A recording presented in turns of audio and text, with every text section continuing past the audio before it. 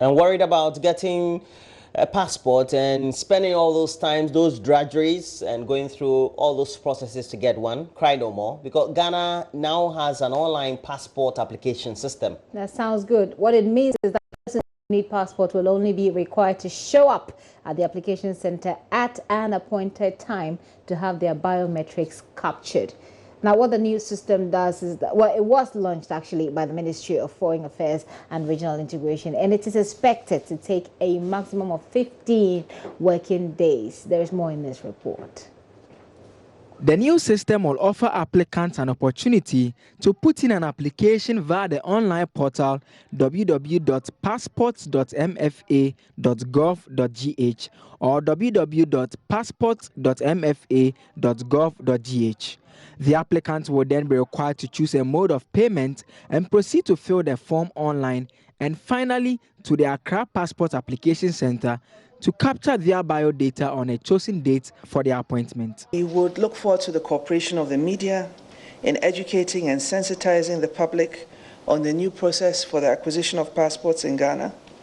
And we hope that the Ghanaian public will take advantage of it so that they can reduce the need to engage third parties to the barest minimum. If you have a problem filling an online application, and I know that it's not everybody who is comfortable with technology. Young people are very comfortable with technology. I can imagine that if you are a parent and you're not too keen on, or you're not too sure as to how you are going to do all of this, and your typing skills are not great, it doesn't matter, call one of your kids.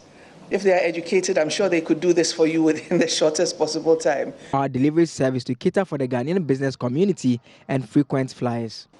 While actual processing times will vary for certain cases depending on a range of factors, we are aiming for the following delivery deadline: a maximum of 15 working days for a standard application, but as I said, in our trials, we have seen that we are able to do it in 10, and then a maximum of 5 working days for express applications. In due course, it is anticipated that the ministry would introduce a premium 24-hour passport delivery service to cater for the Ghanaian business community and frequent flyers. And the program will run concurrently with the existing system for a period of 4 months. And I'm talking about the premium passport delivery service. The online application system forms part of efforts by government to ensure a speedy access to travel documents. That sounds like a brilliant idea. You ask me. It does. And so we won't have to engage the Goro boys and the Goro girls and whatever there is. Anyway, so President John Mahama has charged the Commission for Human Rights and Administrative Justice and the National Commission for Civic Education to serve without fear, favor, or discrimination the incoming government and the people of Ghana at large. The president was speaking at the Flagstaff House, where he sworn in Joseph Whittle as the new Shraj boss and Josephine Nkrumah as the head of the NCC. We'll bring a report by her, Gifty Ando Apia. Joseph Whittle, before his confirmation, was Deputy Commissioner at Shraj, whereas Josephine Nkrumah was Deputy Chairman in charge of Finance and Administration at the NCCE. President John Mahama led them to take the oaths of office, allegiance and secrecy, which was followed by a charge not to let Ghanaians, including the incoming Akufo-Addo-led government, down. You must fiercely protect the interests of all Ghanaians without fear of coercion or any form of consideration. Your efforts must contribute significantly to enhance good governance, promote human rights, address cases pertaining to administrative injustice, curb abuse of office, conflict of interest, and corruption as the tranche mandate allows.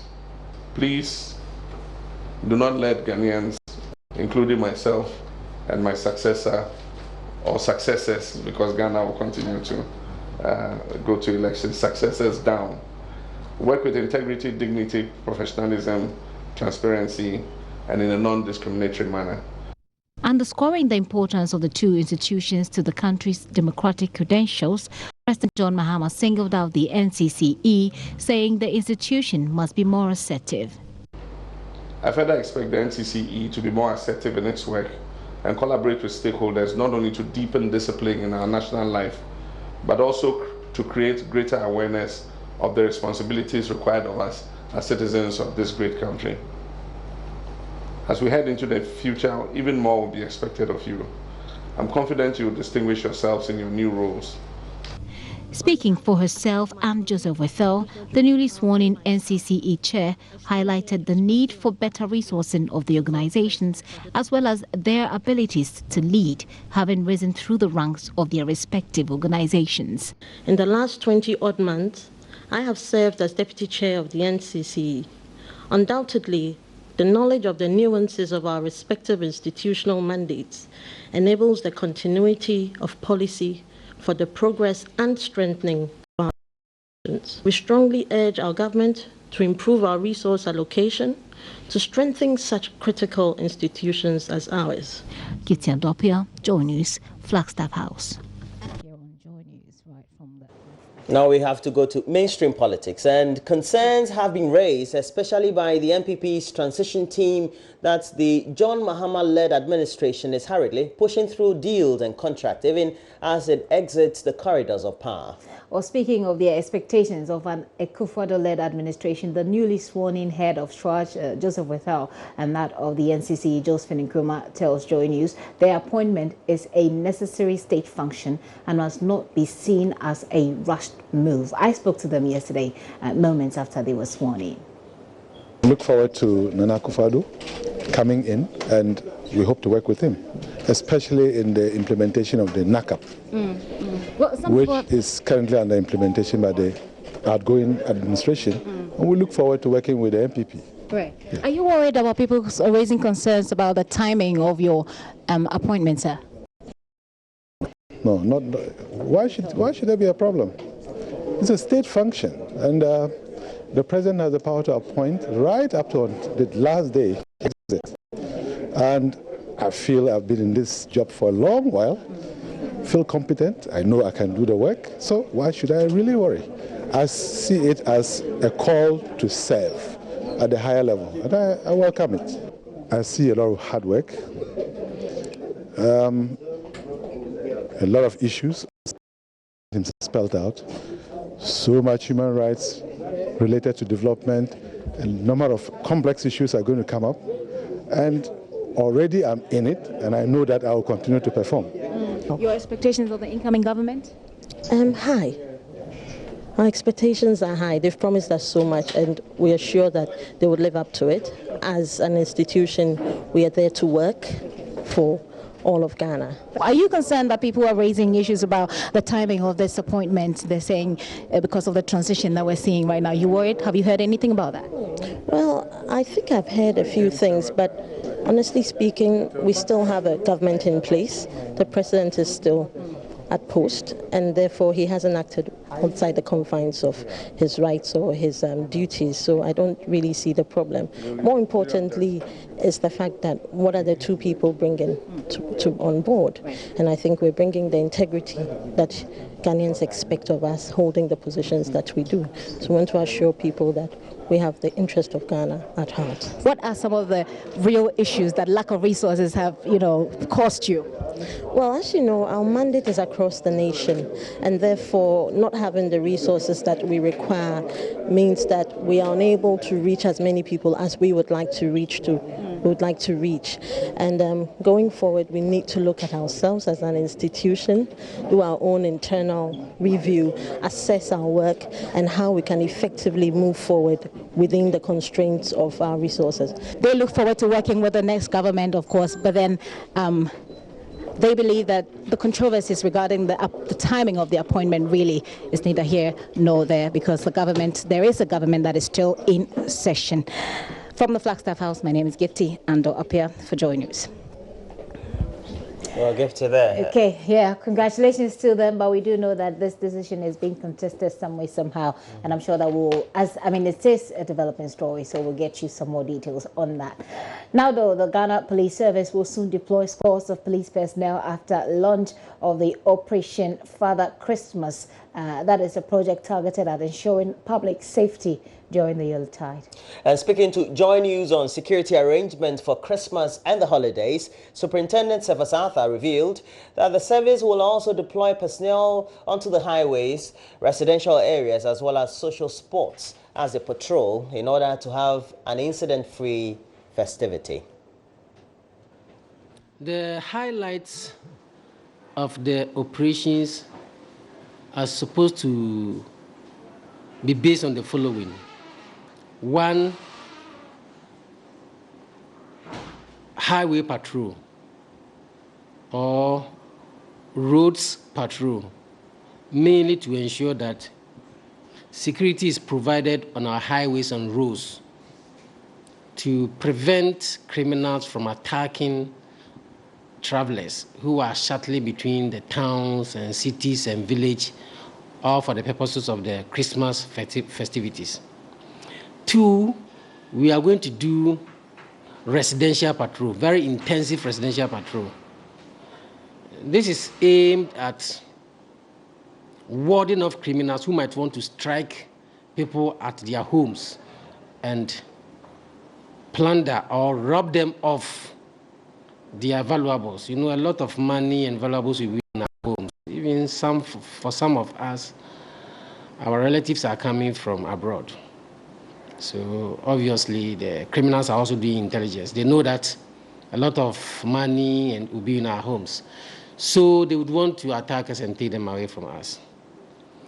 3, we are doing city centers, business districts, shopping malls, market area patrol.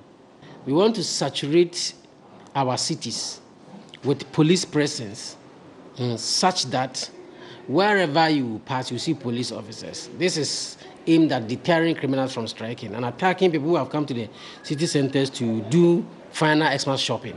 One major point of our operation is traffic management. Traffic management. This is in the days leading up to the Xmas. As you know, traffic to the cities or traffic in the cities and towns is going to be huge. And so we have already deployed our traffic police to ensure that they manage the traffic and ease traffic to enable easy movement. The next one will be about merrymaking joints. Merrymaking joints, nice nightclubs, discos, beaches, restaurants, and other places. You know, these places are going to be thronged by a lot of people because we are in a festive mood. And criminals might want to take advantage of these people who are vulnerable at this time. They are vulnerable to attack them, to rob them. And so police will mingle with them, both in uniform and in mufti, so that we can provide the enabling atmosphere, environment for the people to go about their celebrations in peace. All right, of course, we want to be safe. As we try to protect ourselves on the road, like Roland said yesterday, drive safe. We also expect the police people to take care of us, and so that's in good direction. Now, the police service is also, it has already actually deployed 170 police peacekeepers from Ghana to South Sudan for a year. And the officers were taken through an 8-week period of pre-deployment training, all conducted by the International Police Peacekeeping officials from the United States. Well, speaking to the contingent hours before their departure to South Sudan on Tuesday, the Inspector General of Police, John Kudalo, explained the call for a second contingent by the UN is premised on the performance of the first batch. He admonished the troops to portray Ghana in a positive light while on that mission. We are going as ambassadors of the Ghana Police Service in particular, and the good people of this country in general. Your actions or inactions will not only affect you and the police service, but the Ghana as a country. So your dedication and loyalty to the motherland should be very prime. You all know that until recently, the image of the Ghana Police Service was very low.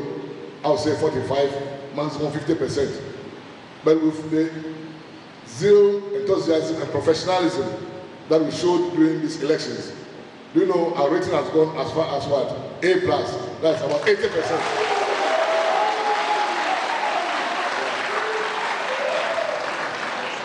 And it is not only in this country and subcontinent, that's West Africa, but in the whole of Africa, we are just as the first 3 police institutions in Africa.